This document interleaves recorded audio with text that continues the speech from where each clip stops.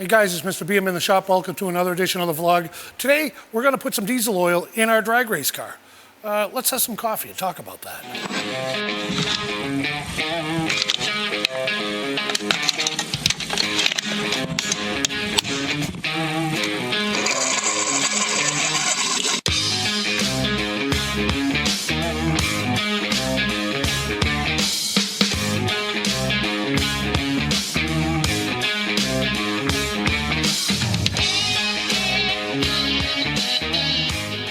All right, we're here in the shop. Welcome back. Thanks for watching. Give us a like and a subscribe if you like what you see.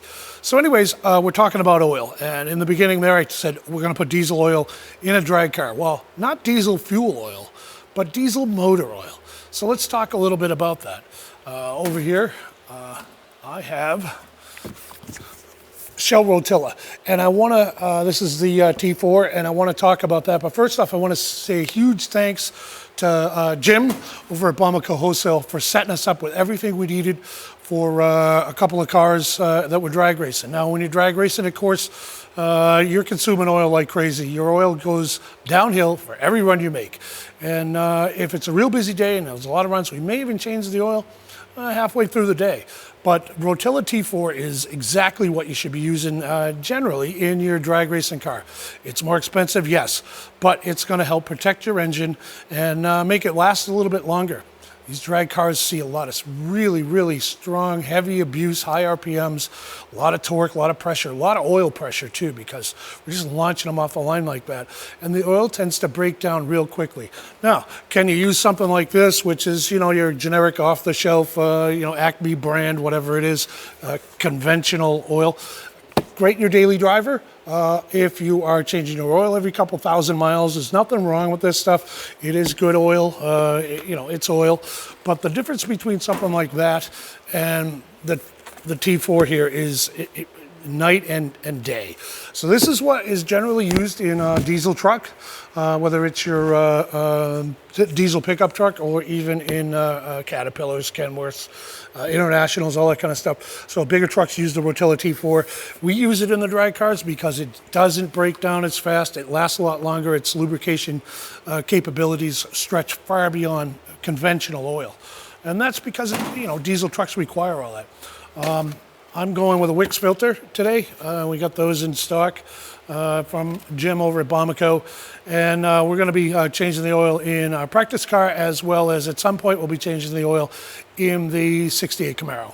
So big block over there. So we'll be doing that. But basically, it's important to use really, really good, the best you can buy oil in your drag racing cars. You don't want to go and build a $28,000 engine. Even if you're doing something in your garage and you're doing it all by yourself. Either way, you want to protect that motor when you get out there on the track, and the best way to do that is with the Rotilla T4. We're not sponsored by Shell. We didn't, we're not making a claim for that. They're not paying us for advertising here, but it is what is the best thing, especially for us. It may not be the best for you, but I think you should check it out. So Rotilla T4 from Shell. It's a little pricey, but again, we'll thank Jim over at Bamako Wholesale for providing that for the race team. All right, so one of the other things we're going to do when we change the oil in the drag car and the practice car and whatnot is we're going to add some of this engine break-in from a Lucas. It's zinc. It's going to add zinc to the motor oil. Motor oils these days don't have nearly enough zinc like they used to, so we'll put a little this break-in oil in the engine. We'll probably use half a bottle in each motor and then top off the engines with the Rotilla T4 until they're just right. So if you're running a drag car, great way to protect your engine. Use the Lucas break-in. It won't hurt the engine at all. It's really good for it. Gives you the extra zinc that you really kind of need to get that lubrication happening in the motor, especially under high loads, and that's exactly what we are doing. All right, we got a few more things happening in the shop, then we're going to probably work on a couple of the cars, so we'll be back in a minute.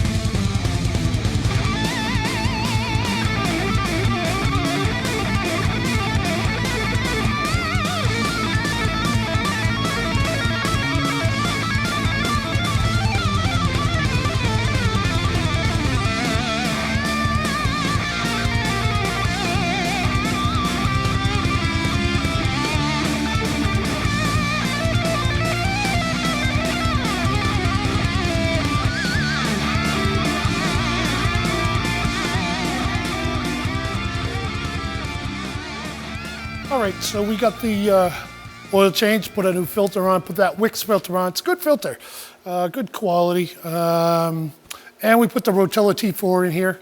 So this is a 350, it's got a cam in it. It's a little bit built, but it's not really a drag car. It's a street car. It's old, 40 years old, but it's running pretty good. And the oil is gonna help protect the motor, make it last a little bit longer than normal. This car is gonna go through a lot of abuse really, really quickly. So normal street off-the-shelf oil is probably not the best thing to do, so we've converted it over. I got rid of the coolant that was in the radiator, anything that was left in there, so that doesn't overflow onto the track, and filled it up with fresh, clean water, ran it, got it up to temperature so that the water was flowing through the radiator. And a couple more things to do, and this will be ready for next week at the track. So these cars are all about getting seat time for anyone who's learning reaction time, and just generally getting comfortable at the start line. It can be a very intimidating place at the Christmas tree when you're up there and you got an opponent next to you and that kind of thing. You got to kind of get used to that. So this kind of car is great for seat time, for that kind of thing. Good for the sportsman, anyone who wants to enter the sportsman's class, who has never been on the track before. Something like this isn't bad. You don't want to get out there right away with 800 horsepower and something crazy and have an accident. You need to learn the ropes first. But one of the most important things, this car isn't fast. Whatever it does, it does. It's all about reaction time at this point. Anyone who's learning, that's the key to winning and losing in any race. You can have a slow car, but you can win a race. So if your reaction time is good. So that's what this baby is for. We're going to take it out to the track this coming Wednesday. It's a good, solid car. So we're pretty well done with it. We're going to power wash under the hood. That's got to get done again because we lost a little fluid. And we might take a look at doing something with the breathers on there just to keep them from blowing off. There's a couple little things we want to add, including a secondary return spring on the carburetor. You don't want to ever depend on what's there. It might be an old spring, might be worn out. And if it is, the spring breaks and you've got it to the floor, a lot of times that's where it'll stay. And so broken carburetor springs can be killers. So we're going to make sure this has got a second return spring on there so there's a backup in case that one doesn't hold. Other than that, honestly, this at one point in time was a desirable car. It's a 78, but it was, before we got it, a lot had been done to it. But this was originally a 25th anniversary car. It had all the badging. It was black and silver with a red stripe and the stripe on the wheels.